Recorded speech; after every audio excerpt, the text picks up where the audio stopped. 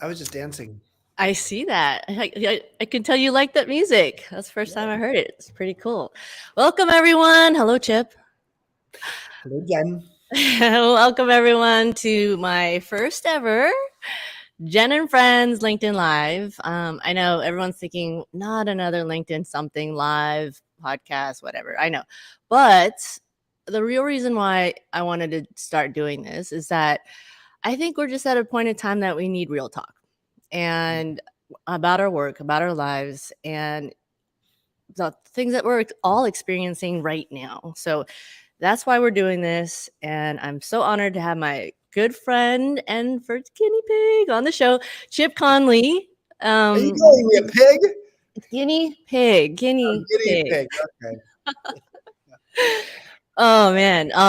But you were having chocolate right before this, so I don't know, Oh whatever man, I that may have a means. little more. Yeah, So yeah, I just wanted to amp up for this. I wanted to be able to keep up with you, so I had a little piece of dark chocolate before we come on. I got my own little special sauce here too. Where But where where are we catching you, Jen? Where are you right now? I'm at home. I'm in the Bay. Okay, And and I'm at yourself? home in Baja, in southern Baja, an hour north of Cabo San Lucas, so on the beach. Beautiful. You always pick the best places. Mm. And you're known for a lot of, I don't know, the topic of this particular episode is adaptive age. And we'll get to that. But you are probably one of the most adaptive human beings I know because you make decisions based on your curiosity. And your curiosity is just like takes you to the most amazing places. Mhm. Like geographically and in life. But I wanted to share a little bit more about you so the audience all knows. But anyway, also wanted to make this very conversational. So wherever you're piping in from, throw it in the chat. Let us know where you're at. Cheers, Vivek. Hey, Nicole. So where do I start about you, Chip? We can go on forever. We only have half an hour, but as you and I know, we can talk for hours on end. But Chip, you've like had some of the most successful stories. Like you created a company called Joie de Vivre here in San Francisco, wildly successful. And then you go on and do a whole bunch of things, including writing bestsellers. And then you go join this tiny little startup called, I think you might have heard of it, Airbnb. Mm. Also made it wildly successful. And there you were known as the modern elder. Oh my God! The modern elder. And They when I call heard me. that, I'm like, go I ahead. know. No, I know. It's sort of scary, actually. I'm sorry to interrupt, Jen. But I No. was just going to say, yeah, when they first started calling me the modern elder, it wasn't. It was a few months in, and I had felt awkward because, quite frankly, I was double the age of the average person there. I was 52. The average age was 26, and I Mm. never worked in a tech company before. So I sort of thought like I was like the dumb person there. Like I'm the dumbest person in this room. I don't understand what you're talking about. And I wouldn't say that, but I was like, okay, go do my research. So when they called me the modern elder a couple months in, I was like, is that a good thing or a bad thing? And I was mentoring, and for 10 years now, have mentored Brian Chesky, the CEO and Yeah. founder. And he and Joe, one of the other co-founders, said, "No, modern elder is a great thing. It's someone who's as curious as they are wise." Mm. And as soon as they said that, I said, "Okay, I'm not modern elderly, but I will be a modern elder if it is the perfect alchemy of curiosity and wisdom." And that has what really served both me, but also I think served Airbnb. How do we elevate? How do we create that alchemy of curiosity and wisdom in a company? Yeah. And what I love about that, again, what you did helped make them another wildly successful company. And then you took that concept, wrote an amazing book about it, another bestseller, and then created a whole new establishment, institution, is like experience of life for yourself and people that you care about. And it's Yeah. called the Modern Elder Academy, MEA. Yep. Just to give a little bit more background for that, it's like how many people? Like 3,000 alumni now? Almost 3,000 from 40 countries. Amazing. And of course, situated in a beautiful place in Baja and about to open up, what, a couple more in New Mexico? Yeah, two more campuses will open up starting in early 2024 in Santa Fe, New Mexico. One is a 4 square mile horse ranch, and the other one Wow. is right next to St. John's College on Museum Hill in Santa Fe. So yeah, we're growing. Yeah, and what's really cool when I talked to you last is that even though it's about the Modern Elder Academy, you were saying how there's people across all generations that are attending, and I love that. Can you share a little bit more? Because I think people would really gain from these kind of experiences you're doing. Yeah. So when I came down to Baja to write my book, Wisdom at Work: The Making of a Modern Elder, I had one day, when I went for a run on the beach, I had a Baja aha. I had an epiphany. And the epiphany is, why is it that we don't have midlife wisdom schools? Why don't we have places where people can do their midlife pit stop to Mm. try to imagine what's next for them for the second half of their adult life? Because if you're 54 years old, which is the average age of the people who come to MEA, and you're going to live till 90, you're exactly halfway through your adult life at age 54, 36 years behind you from 18 to 54, and then 36 years ahead of you. So we've had people from 28 to 88 who've come to the program. Mm. We focus on cultivating and harvesting wisdom, but we also focus on reframing our relationship with aging, how to have a growth mindset, how to navigate midlife transitions, and how to live a regenerative lifestyle. Because I think there aren't many people on this call today who want to live a retirement lifestyle. It's not to say that people can't retire, but if you look at the dictionary definition of retirement, it means to withdraw into seclusion. Wow, that and sounds that fun. and regeneration is about how do you actually create life and into something again. Yeah. And so I think regeneration is a better theme for the second half for adult life as opposed to retiring. And so that's what we do. And it's there's 26 regional chapters around the world of MEA now with alumni, and Hmm. it's been quite a journey. And one that I cannot wait to experience. We're talking Yeah. about this forever, but I will get down there because I can't wait. It seems like so rich with what you're doing, especially in this time and age, right? Like this moment in time. And when you say regenerative, it makes me think of where we are right now. We all are in this period of needing to reflect. So one of the things that we do with all of our clients and people we talk to is what we call the happiness heartbeat exercise. Are you Mhm. ready? Yes, Let's ready. do a little sample. And the reason why we do this is because, the world, we all got 2020. We're still processing what the heck happened to us as human beings, let alone in the workplace. But by understanding our highs and lows, our beliefs is that we kickstart that process to know ourselves better, to hopefully make more meaningful decisions and hopefully live a more meaningful life. So I'd love to ask you your highs and lows. Like, if not from 2020, maybe make it easier from the beginning of this year. What's one high, one low that you experienced, and what could you share that you learned from it? I'll start with the low. And the low was starting to lose more and more friends to just passing on. And Mm. uh, there was a woman in my company, Joie de Vivre, for many years, the president. I was the CEO, and the president was Ingrid Summerfield, who I worked with for 20 years. And she came to MEA down here in Baja, and she bought a home like right almost next door to my home. And she had cancer 7 years ago, and then she ended Mm. up being seemingly in remission. And then about a year ago, it just took over her whole body. So she and a guy named Jeff, both of whom were in a tiny cohort, our smallest cohort ever, only 8 people in that cohort during beta testing. They both died within a month of each other. So I think just this element of like, wow, every day, my favorite book of all time was Man's Search for Meaning with Viktor Frankl in Mhm. a concentration camp, because it's a reminder of saying yes to life. The best thing that's happened this year, like the upside high, I think the best piece what has just been hanging out with my sons. So I have Mm. 2 sons with a lesbian couple, very modern family, and the boys are 10 and 7, and they're getting to that age now where they are. I'm enjoying just taking them on adventures, and they don't have to take naps, and they don't have to they're less like pissy about this or that. They're like more like, yeah, let's go do it. And Nice. so I'm just loving the relationship with them. That's awesome.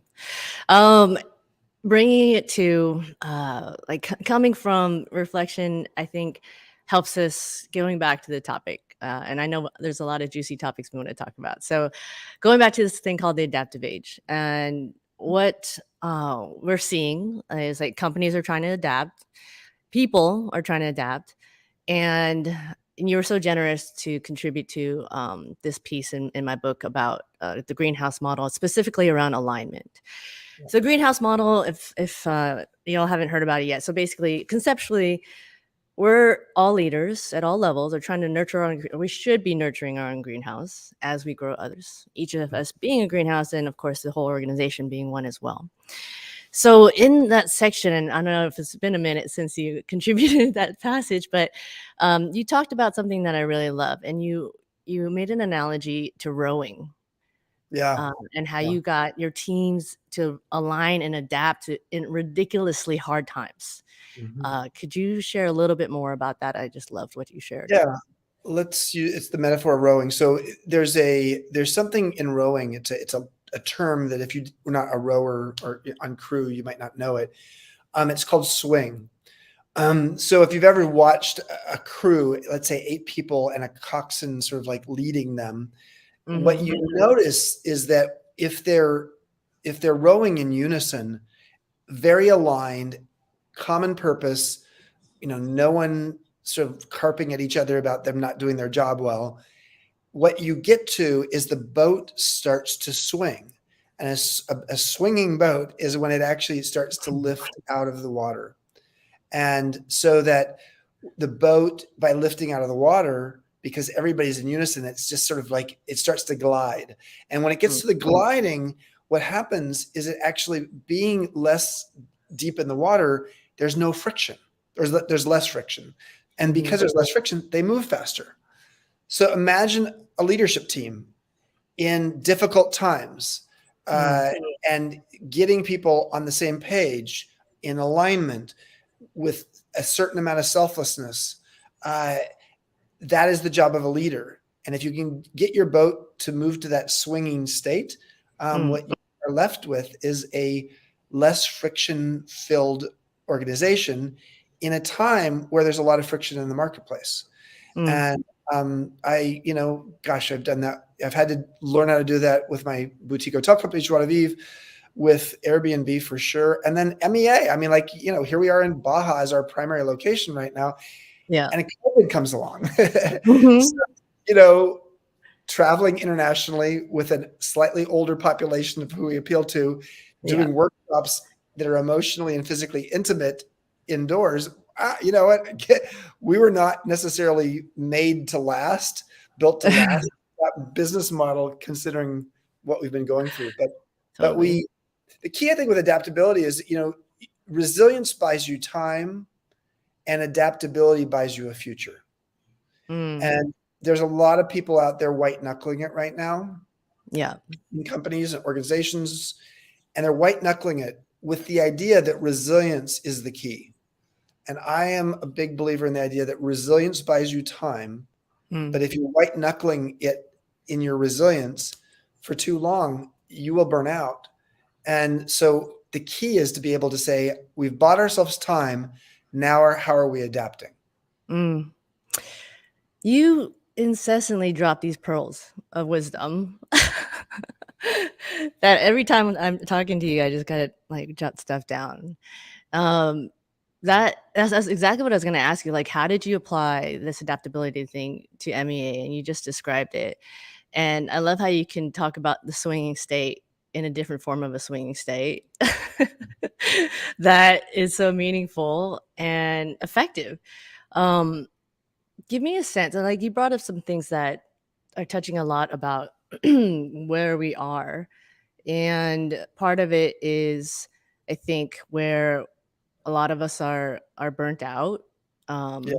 And some of the things I love about what you do is because you always bring in psychology and emotions and into business, in like in your book Peak. which was a groundbreaking book to really share all these things before even people were talking about these things at work. So let's talk about that a little bit in terms of the current state of burnout. Everyone's heard about quiet quitting at this point. Yes. I'm sure you have an opinion about it. I want to learn more. But I think what it is a cross section of is the sense of boundaries Mm. and how we are showing up in work, in life. Maybe we're not naming it as boundaries yet, but I think in effect, what you've been sharing and do actually represent what boundaries can mean in a workplace and in life. Could you tell me a little bit more about what your take is on boundaries and how that might be relating to Yeah. MEA or quiet quitting? Got it. Yes. Yeah. First of all, I think, the most neglected fact in business is we're all human.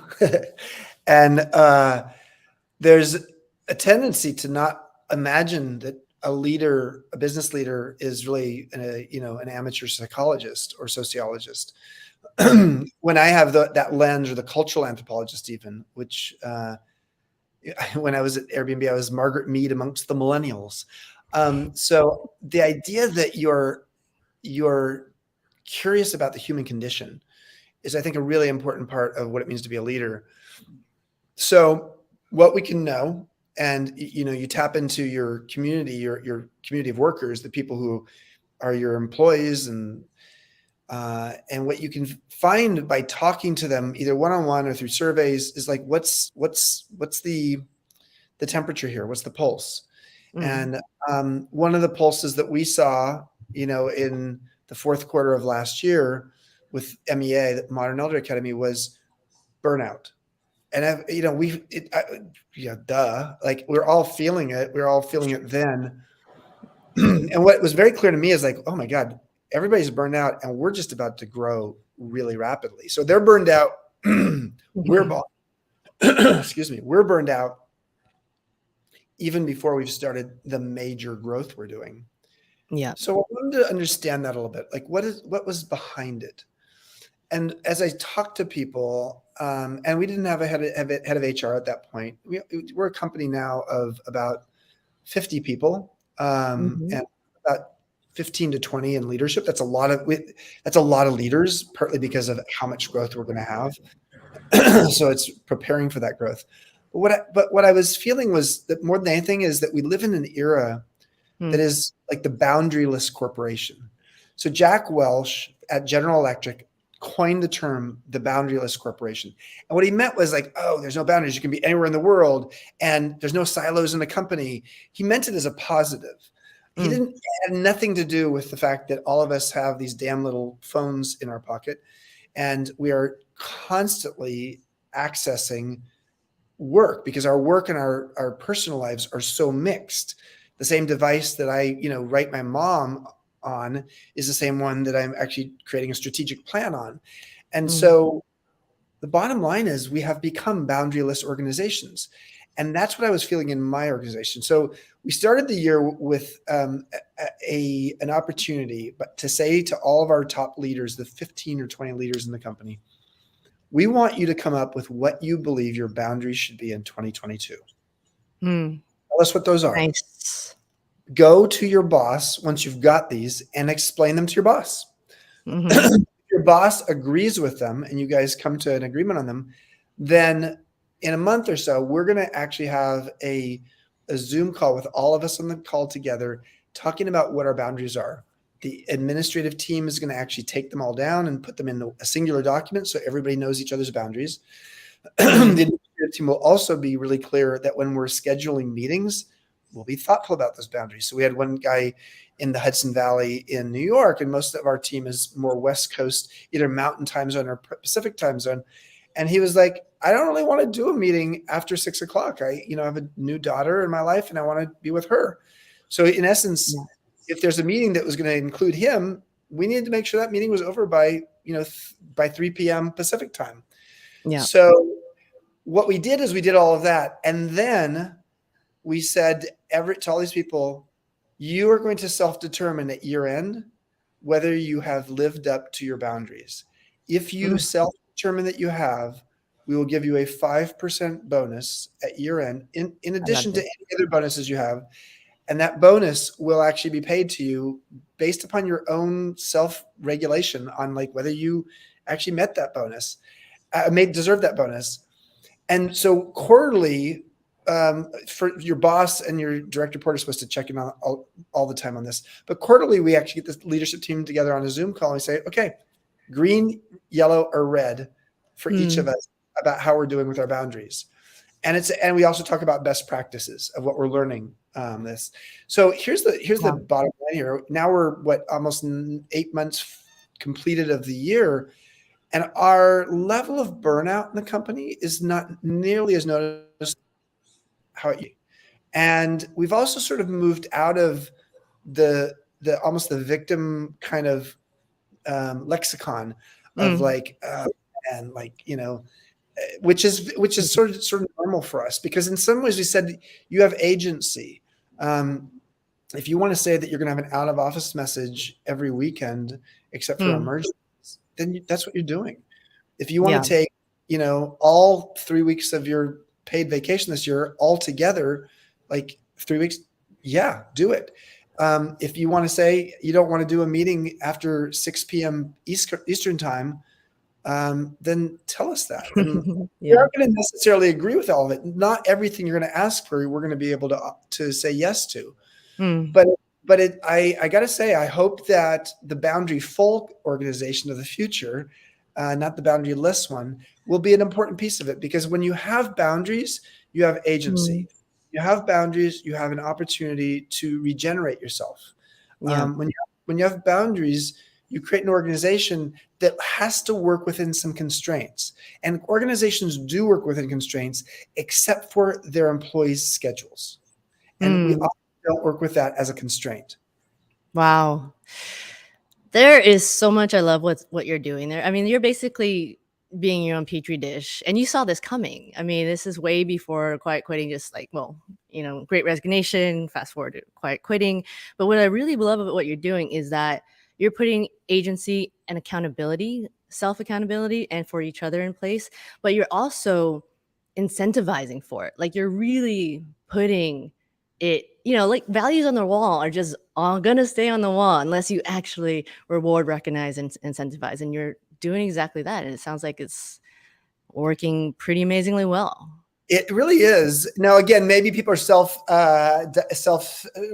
reflecting, like, oh yeah, I'm doing pretty well on these boundaries because I'm going to get 5% at the end of the year. But I don't think so, because it's not just when they're saying green, yellow, or red. It's like throughout Yeah. the year. What's the common language? Culture is what happens around here when the boss is not around, Mm. and the culture of how we talk about our work and how it is we are a slave to our work, or we are in a position where we're being victimized by our boss or the company. Yeah. When that language becomes sort of the standard language in the company, which is true in many companies, Totally. you end up with a situation where you've created learned helplessness. And learned helplessness is the first step toward depression. Mm. Often, I mean, not exclusively, but so when someone's feeling a learned helplessness because they're in an environment where they don't feel like they have influence or control, Yeah. what you do is you create the first stage of a depression. And quiet quitting is just a form of people learning how to turn the fire down on the stove, Mm. uh, and still get paid, but just sort of like subsist. Yeah. For kids, I mean, for a child, a baby, there's something called failure to thrive. And failure to Mm. thrive, it rarely happens, but it's when a child is not, something's going on with them that doesn't allow them to be really sustaining themselves properly. And I Mm. actually think that the idea of failure to thrive is a really important concept in the modern corporation or modern organization. Mm. And companies are really need to be invested in how do you help that thriving to happen. And I think boundaries are one way to do it. Hmm. I love it. I think I was going to ask the question, but I think you already answered it. I was going to ask, what's one thing you would suggest? Because I think, like, looking at the studies right now, it's not just employees that are kind of quiet quitting is actually leaders at all levels. Like CEOs are doing the same. They're like, hey, my well-being is actually more important than my career, and I don't feel like I'm being respected for that. And so I think you just suggested something that we can all do in thinking about, what does it mean in terms Mhm. of failure to thrive. I'm taking it. I knew time was gonna fly, but Yeah. I want to talk about this topic because in the green room before we started this was like fiery, and I really love talking about fiery stuff, especially with Chip. So we're gonna do the segue from Burnout, Oh, how yeah. it's often caused by frustration and frustrations that come out when we look at the latest news feeds and read about how Mm. someone just got funded for an insane amount of money after going from creating and failing for all the wrong reasons, and it was called WeWork. And we know that gentleman his name is Newman. So you wrote about something that I think blew up yesterday. Speaking your piece, and I want to Yeah. hear more about it because I got fired Sure. up too for different reasons, but I want to hear why you got fired up. Let's go from burnout to burn up. Burn. So Fire, Adam fire. Newman, if you haven't watched We Crashed, I would recommend it. Yeah, me too. It actually is a very entertaining um, show, but it's really pathetic. I mean, like, I appreciated Adam Newman on some level because he said he wanted to enable the, and I was able to enable the world's consciousness or something like that. Like, but his consciousness of his own understanding of himself and his self-awareness has been quite lacking, and you see Mm, that in the show. But the part that really burns me up around the fact that Andreessen Horowitz, probably the most prestigious VC in the world, gave $350 million and $1 billion valuation to Adam Newman for this new company he's starting, is the benefit of the doubt principle. mm, Now, there's a bunch of studies on this, and I'm not coming from a place of just being politically correct here. The mhm, studies have shown the following: is that if you're not part of the dominant demographic, meaning typically a woman or a person of color, maybe even an LGBTQ person who makes a mistake, has a failure as an entrepreneur, there's a questioning of your competence. But when mm, Adam Newman, a white guy, now albeit Israeli, Jewish, when Adam Newman makes a mistake, a lot of them, some of them related to character even, mhm, uh, he's not looked at, is he not competent? He's looked at as like, oh, he got his lesson. He's wiser now. We like to fund big time entrepreneurs who've had a failure. mm, Now, we don't say that about a lot of people who are not white and not male. And I just want to put that out mm, there, that the benefit of the doubt is a very important concept that we need to really grok as a society. mm, Because if you actually create a world, a burned out world that's sort of pissed off about how the world works, and you get the kind of news we all got last week there, and it just makes you just sour on capitalism. It makes you mm, sour on the Silicon Valley entrepreneur world. It makes you sour on the question of justice, social justice, when it comes to the people who have had less power. yeah. And so it's easy for me to say that as a white guy. Now I'm a gay white guy, which makes it a little easier for me to say it because I understand, what homophobia can mean in my history in the workplace. Mm, But frankly, if you're a mm, woman or if you're a person of color, it's more obvious in terms of your minority status. yeah. So, and I know we're at time, but man, we could talk about this forever because I want to know more. I would love to hear, like, for people listening, given that, and I'm sure they're fired up too in different ways. Maybe not about this particular story, but something else is happening in their life. But like, what would you suggest for them to do to take this moment of reflection and learning from it for their own life? In terms of the learning of Adam Newman, In terms of like, hey, this sucks kind of thing, what do I do about it? I mean, I think the thing we do about this is we push harder and harder for diversity in the workplace and diversity amongst entrepreneurs, and we hold the VC and private equity world accountable for showing every year what their diversity stats are for who they're funding. So that's what I would say.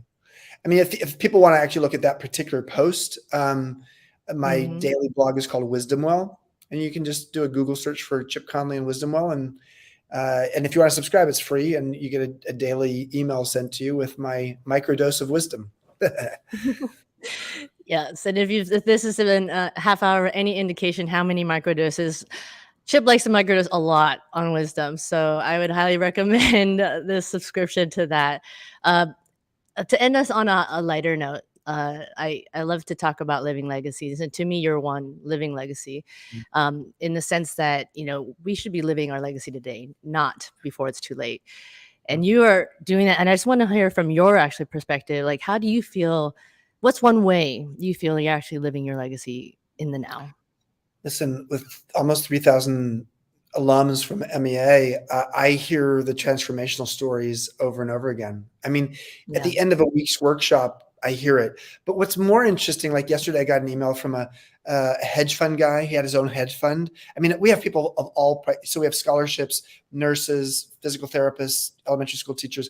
But this guy happens to be a hedge fund guy from New York who Mm. hated what he was doing. He needed to change. And he really struggled through the week because his identity was his business card. Yeah. And I hadn't heard from him in a while. And I got an email from him yesterday just telling me about what's going on in his life, how he has opened up to love again in his life, how what he's doing for his kids, how he's taking some of that money and making a difference in his community, and how he's now thinking about a new business he wants to get into around wellness. And it's like, you know what? This guy came as a hardcore, hedge fund guy.